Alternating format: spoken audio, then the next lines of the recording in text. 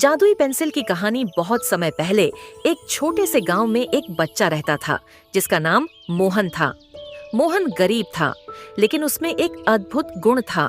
वह बहुत अच्छा चित्रकार था।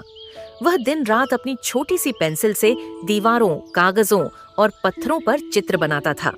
हालांकि उसके पास अच्छे रंग ब्रश नहीं थे, फिर भी उसकी कला में एक अलग ही आकर्षण था।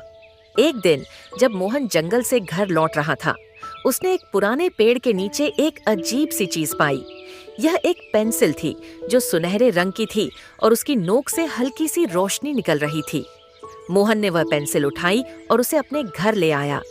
जब मोहन ने उस पेंसिल से पहली बार चित्र बनाना शुरू किया, तो उसने देखा कि वह चित्र सचमुच जी उठते हैं। उसने सबसे पहले एक सूरज बनाया और चमत्कार देखिए, सूरज उसकी कागज पर बनते ही रोशनी देने लगा। फिर उसने एक पक्षी चित्रित किया और पक्षी ने उड़ना शुरू कर दिया। मोहन ने समझा कि यह पेंसिल कोई साधारण पेंसिल नहीं थी, बल्कि एक जादुई पेंसिल थी। अब मोहन ने और भी कई चीजों को चित्रित किया। उसने खेतों में बढ़ते हुए अनाज, रंग बिरंगे फूल और खिलते पेड़ बनाए। हर चित्र जो उसने बनाया वह असल में बदलकर सचमुच जीवित हो जाता था। गांव के लोग मोहन की कला को देखकर हैरान रह गए और वह उसकी मदद करने के लिए आने लगे। एक दिन गांव के जमींदार ने मोहन से जादुई पेंसिल के बारे में सुना और वह उसे छीनने के लिए मोहन के पास आया।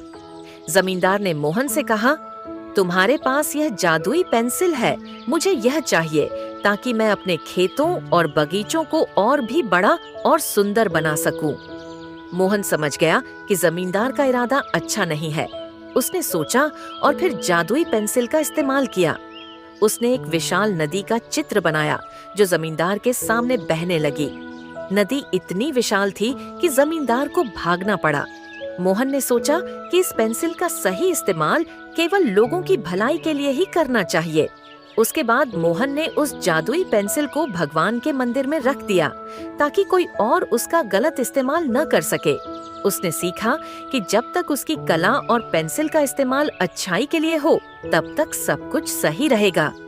सीख: हमें अपने खास गुणों का इस्तेमाल दूसरों की मदद के लिए और अच्छाई के लिए करना चाहिए। इस वीडियो को देखने के लिए आपका बहुत बहुत धन्यवाद।